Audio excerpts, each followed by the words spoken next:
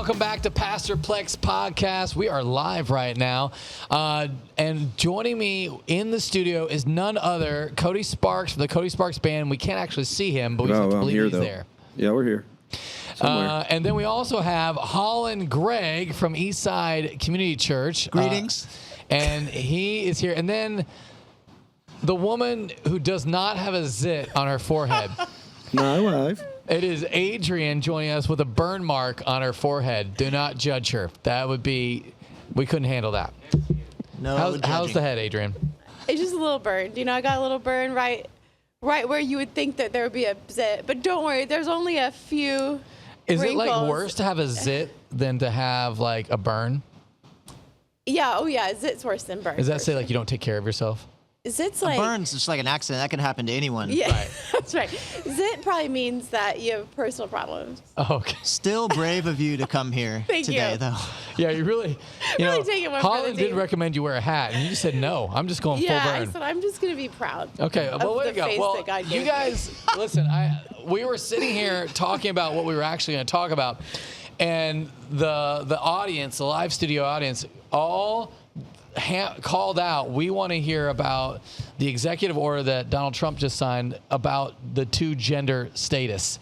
Holland, can you give us a quick review of what he just signed and what that means? So Donald Trump is now the president of the United States. He is now the president, yes. And he started off signing a bunch of executive orders. Did he do this at the Capitol One building? Is that where he started signing stuff, or was that today?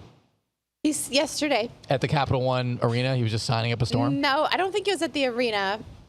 Because I saw him have a desk there, so I assumed it would Maybe. be. I consumed a lot of information yesterday. Oh, did you consume did he go back to the Oval Office or I something? saw him in the Oval Office with a bunch of executive orders. Oh, But nice. No, Okay. I believe he did it also, like you said, live in front of however many thousands of people. He did do it Yeah. live on his way out of the inauguration. Yeah, because it would swearing. seem like a huge waste of a Donald Trump moment because he knows how to capture, like, here's the one executive order you've been waiting for me to sign. So he did do that, and I don't know about it being in front of the arena Okay. versus. Live executive order signings is pretty cool. Yeah, it is. Very awesome. Like, you can go, I was there. Okay, so what was the executive order on Okay. gender? So here's one of them. Yeah. Starts off, I'm just going to read some of it. And it says, Section 1, purpose. Across the country, ideologues who deny the biological reality of sex have increasingly used legal and other socially coercive means to permit men to self-identify as women and gain access to intimate single-sex spaces and activities designed for women, from women's domestic abuse shelters to women's workplace showers. This is wrong. Efforts to eradicate the biological reality of sex fundamentally attack women by depriving them of their dignity, safety, and well-being. The erasure of sex in language and policy has a corrosive impact not just on women, but on the validity of the entire American system. Basing federal policy on truth is critical to scientific inquiry, public safety, morale, and trust in government itself. Okay, and then he goes on talking for a little while, and then he starts, it gets into Section 2, policy and definitions. Okay, here's what I think is really interesting. Okay, here we go. He's going to define, woman and man and male and female and sex and gender and stuff. But in the definition, everyone knew this part was coming, too. He Right. said he was going to do this. But in the definition, he actually defines personhood as beginning at conception. Oh, wow. Which is, so like in terms of like, not just impacting transgender stuff, but also the abortion issue. Sure. Because what some people would say is like, okay, you can say life begins at conception. Sure, that's a human life, but it doesn't have personhood. Right. And that's where, a person is someone who has constitutional rights. And hasn't Trump, like, sort of backed off the abortion thing? Yes. And Well, now this seems like a reversal, and it's like full charge, 1,000% head. Or do you think he knew what he was doing? I have no idea. Yeah. But it's not a explicit, so like he backed off in like the When you could get an abortion. what's it called? Yes. He basically said, I'm trying to think of the name for it. It's online. It's where, they Is it give late-term abortions or like early term? No, or- I'm talking about where they list out like their policies, their party platform. Yeah. Platform.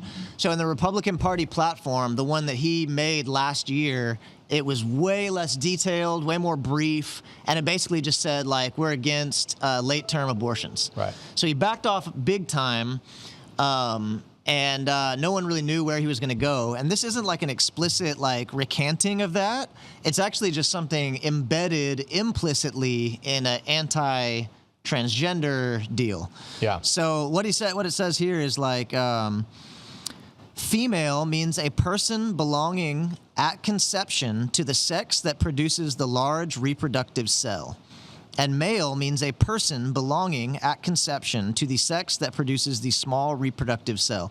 So defining male and female based on sex from conception and calling that a person, even at conception. So I think that's huge. That is huge. Your thoughts? Yeah, I think the reason why I think that's huge is because now you could argue the reason why. Now, granted, this is an executive order, and so I don't necessarily think it holds the weight of law, but it does go the right direction. I think the only part that's problematic with executive orders, as everybody knows, they can be reversed in 4 years or whenever someone is no longer in office. And the other problem with it, it's not a law, but it is going the right direction. It is giving a definition that the government is going to go by, because all the other insanity definitions that Biden gave over the past 4 years on gender was like, there is no gender. You can mark X for neutral or whatever you want. Not X as like X, Y, or whatever, but it's you can mark whatever you wanted for a gender.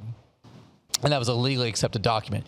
Whereas now you cannot. It's either male or female, and I think that's a positive thing for truth. Not just for Christianity. Although I'm obviously for Christianity, I'm for all that. But I just think for society as a whole to believe in science again, which I think is sort of wild to say, but like kind of like say it's not a feeling that is your sex, it's an actual reality. Yeah, when he stood up and said, like, there will only be two genders now, and everyone cheered, you're like, whoa, how crazy did things get that people are cheering for that statement? Right. Which is like one of the most basic, Yeah, 100 years ago, if someone said, there is only male and female, everyone been like, right, like, okay. What else? But for that to be like the roar of the crowd moment. Adrienne, as for you as a woman, let's hear from your perspective of like how that makes you feel as a lady over there who doesn't have to worry about men in your bathrooms. Have you had to worry about men in your bathrooms? I have not, which is nice, but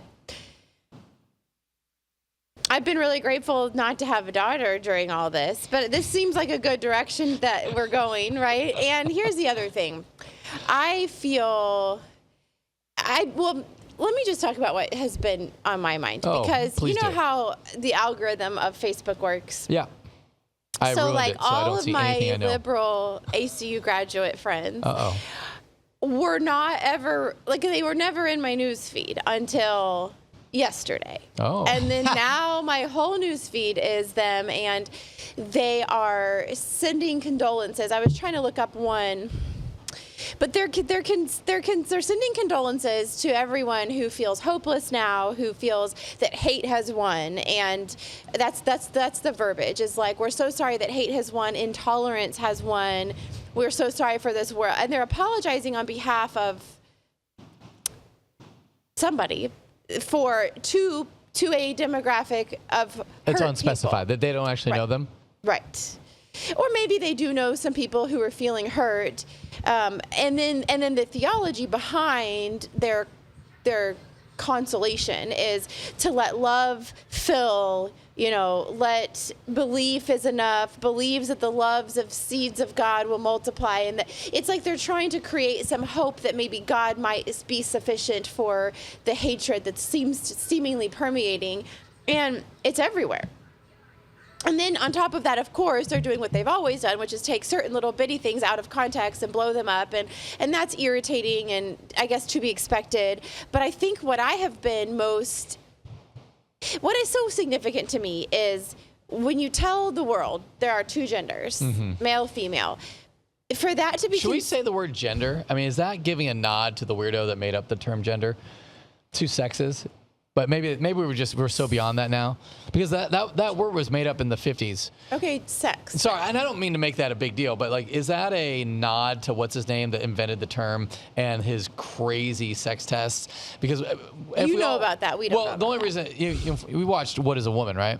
Yeah. And that's where I learned from that there was okay. the term gender was coined in the 50s, and so we just sort of all adopted it, which then brought this thing which was sort of helpful in some ways, like, what gender are you? You know, because whenever I saw sex, back when I was growing up in the 80s, sex, I would write yes, and I think I was so funny. And then, wow. But then now it became. It's very revealing. Yeah, you're 8 years old and you think you're the funniest person ever. And then, like, what do you got? Sex, yes, please. So, like, So that's the usefulness of gender, is to prevent that 8-year-olds from thinking they're hilarious. That particular situation. Okay. I see. That's probably the only place I can see it really is helpful.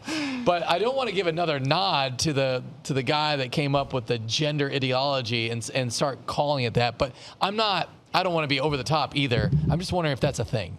Yeah, good question. Listen, I don't know. Okay, go ahead. Back to your point. We can just call it. We can call it sex. Call it sex. For him to say that there are two sexes, male and female, for that to be perceived as something hateful and intolerant is so interesting to me, because of the same, on the other side of this same coin, you have those same people parenting, right? This gentle parenting that says my child should have no boundaries, and like, let's let the children decide what they're like. When you let the child be the decision maker and the leader of themselves, you have a very unhappy child. Yeah. And you can go anywhere in the general public. Why, would you say this is where the suicide stuff comes from? Absolutely. Because kids are not, they don't know. They only know what they've been taught, what they've been told. And so being told that your gender's fluid, being told that you're in the car, you're in the driver's seat, and anyone that's raised kids knows this. Like, I mean, we've had our battles with food at our house, right? People don't want to eat the food that we're giving them, like every kid probably. But so what's the most natural? Probably not at Holland's house. They eat everything they're told, right? They do. Holland's house is superior. My kids are always obedient with happy hearts, and they never cause any trouble. That's why we had to have you part-time. Can't do full-time yet. It just feels a little too convicting. So part of, like, it's natural as a parent to be like, we just need them to eat food. Like, they need protein, they need food. This will help all of their problems. They'll stop crying, they'll feel better, they'll probably sleep better. So you get to a point where it feels like the most reasonable, loving thing you can do is to be like, what would you like? Here are your choices. Here are the options. What if you could have any food today? What would it be? Let's work with you. Let's put you in the lead. Let's put you as the leader. And then we start negotiating, which we're still doing this at our house. And I sometimes make this mistake of going, hey, what do you want to eat? And I'm like, oh crap, no. that was the dumbest thing I could have ever said. Right. I should have said, you're eating pancakes, or you're eating sausage, or here's an egg. There Eat you it. go. Right. And I fall into that because I treat people only like ask a question if every answer is something you actually want to do. Right. There you go. But it doesn't. The child isn't happy making the choice for themselves, because the minute that they say, "Oh, I want pancakes," you give them pancakes. Well, they don't want those pancakes, or they don't want them cut that way, or they don't want that shape, or they don't want that temperature. I mean, and it's not because the shape, the temperature, the cutting. It's not because those things are a problem. It's because the child is torn between feeling this authority that is more than they can handle, and feeling. And like they're kind of at war internally over the power that they've been given. And any child that's given too much power and too much authority is unhappy. They're unhappy children. And so the fact that we are saying as a nation, here's some boundaries. What we know from parenting is boundaries create contentment. They create a child with 2 Christmas presents, I guarantee you, is more content than the child with 20 on Christmas morning. Because there's probably some parenting that goes behind that teaches some foundational truths and some contentment, because it's not the variety, it's not the options, it's not the power that creates the contentment. And I think what's so mind-blowing to me is that there's Christians out there that feel as though giving the humanity an infinite amount of choices is actually the more loving approach, and it's also the approach that will lead to more satisfied, like healthy, happy people. Like how ignorant are we? How have we gotten to this point where that feels true? Yeah. Yeah. It doesn't even make sense. Like, go to Disney World. You don't see more pissed off kids than you do at Disney World. There are no angrier kids. It's the happiest place on earth, Adrienne. I mean, Chris and it was like we wanted to make a film the whole time we were there. It was just of everybody tantrum crying. after tantrum after tantrum, and it's like you could go to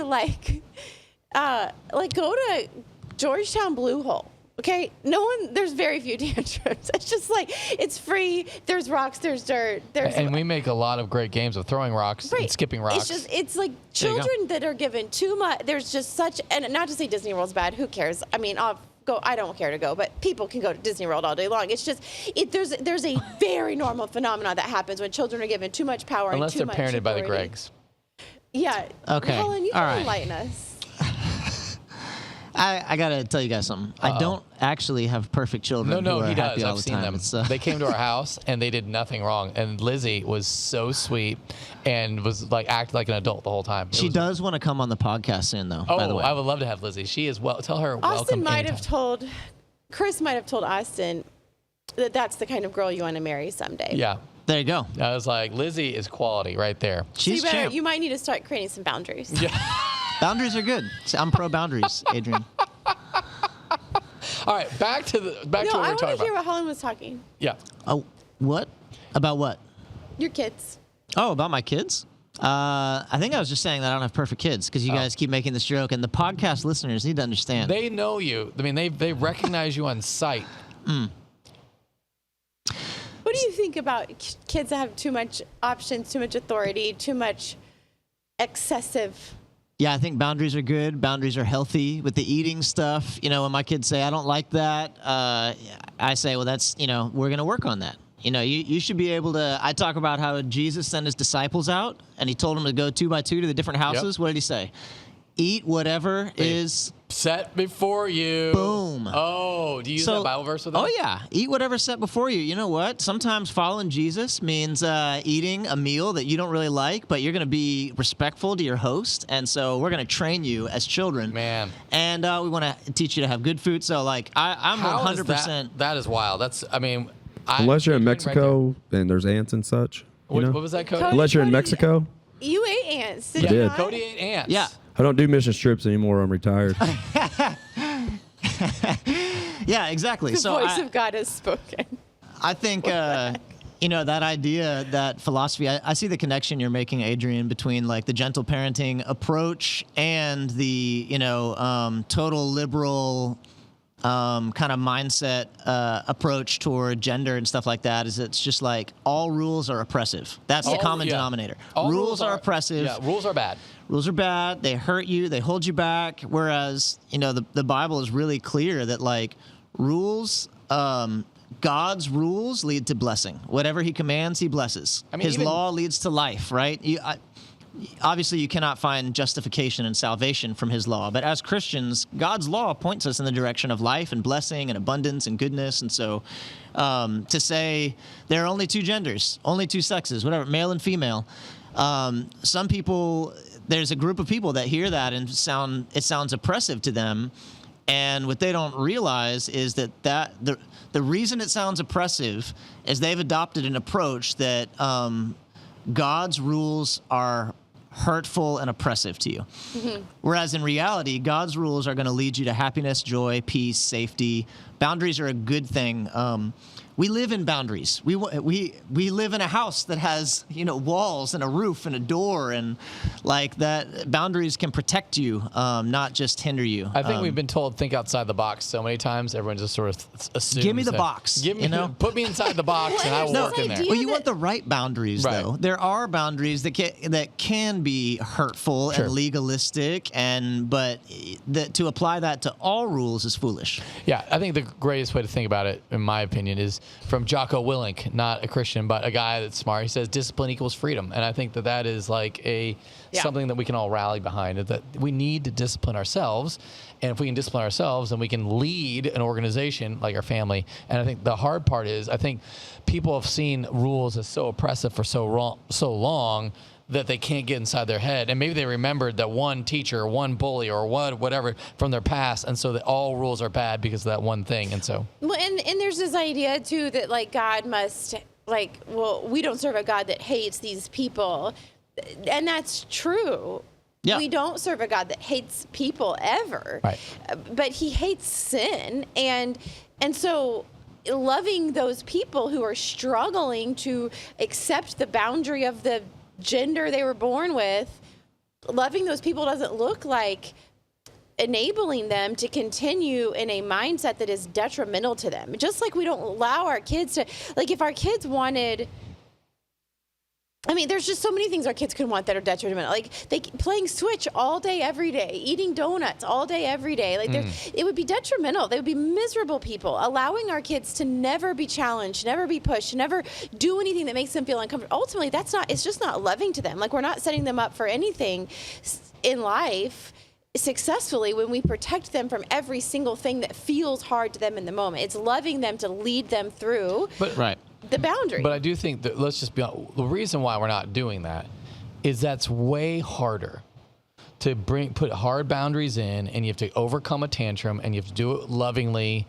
You have to, when the tantrum hits, you have to emotively calm down, and we don't all do that well. And again, I think that's why it's so much harder to parent. It's way easier to outsource. And when you outsource parenting, whether it's daycare or school or whatever, you're not going to get that influence into the kid's life where your word is the law and they obey it. And so you have to overcome a lot of 8 hours a day to overcome that, to kind of speak into your kid's life and say, when you are here and when you were with me, this is what you do. And that's it's hard in the moment. It's hard in the moment, but it's not hard in the long term. And I think that this is exactly the correlation to both ways. Take a person who believes that they are not supposed to be the sex that they were born. Right.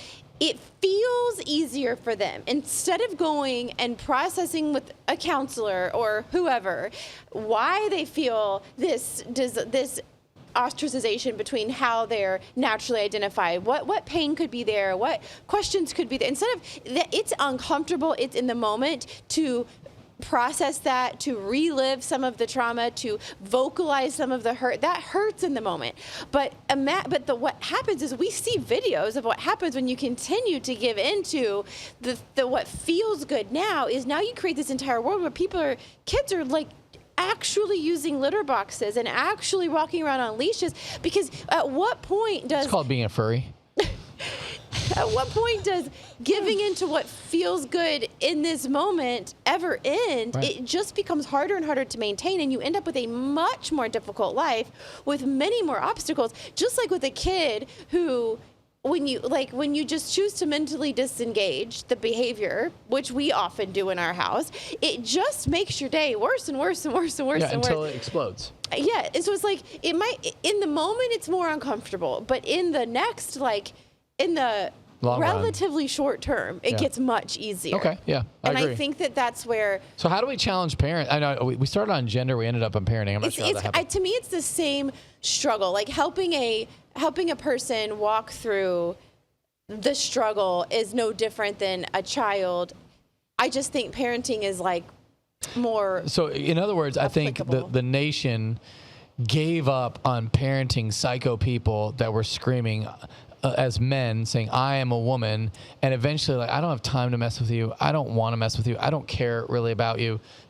Be a woman. It's fine. And they didn't think about the ramifications for the rest of society beyond that person's individual liberty to say whatever they want to be. Because once you give somebody the authorization to go from a man to a woman, now you've given them access to bathrooms and access all the things that no one really probably thought through the ramifications of that. We just want to have individual liberty. And why is it that you are resisting your gender? Maybe because something sexually happened to you, right? Maybe that's why. If that is why, allowing you access into bathrooms where you don't belong is setting you up to be a repeat offender to the very trauma that has wrecked your life. And so it's not loving you to give you access. But it's like, so then that's now it's time to put a loving boundary. We're not going to give you access to that bathroom so you can't repeat. It's like the logic makes no sense. And it comes down to like having to, the desires and the feelings in the moment that are sinful and wrong. It's more loving and it's more freeing to acknowledge those for what they are. Yeah. I mean, the wild thing is in Loudoun County, I think it was like, you had a guy a man transitioned to a woman as a teenager, went into a girl's bathroom, raped a girl. They then moved him from the school, didn't tell the next school. He went into the bathroom, raped another girl. That was like the thing that sort of exploded the thing. Matt Walsh went to Loudoun County and said, we can't do this. This is the most dangerous, crazy thing. And I think eventually the school board reversed course on that. But it was wild to see the thinking and danger that the no boundaries thing, just do whichever you want to do, was put on high school kids whose brains aren't fully developed, who don't know how to function in society, are dealing with hormones and emotions and raging everything. And so to think that they're going to have the mental capacity without boundaries to function in a world, it's going to be a Lord of the Flies. And that's what it was. And I think that's the problem that I think we're facing with our culture. Any final thoughts on that, Holland? Yeah, I still think I just kind of want to see what's going to happen with the like implicit acknowledgement of personhood at conception too. Yeah. So not just the gender issue, but see how this is going to impact the abortion issue as well. Because if you're defining male and female as a person who belongs to the sex that produces this, what's it called? Chromosome? Gamete. How did it word it? Let me see. Reproductive organ. Okay. Person. Yeah, belonging at conception to the sex that produces the small reproductive cell. So what I'm interested in and what I want to kind of see what happens here is if this definition of personhood beginning at conception really makes an impact on anyone totally abolishing abortion, because if it's a person and you end its life, you have just committed murder. And so they may not have realized that when they put it in there. They were trying to be super clear about the gender and sex issues, but without realizing may have put something in there that completely abolishes abortion. So well, that's I my don't know prayer. Though, because you could have said at birth.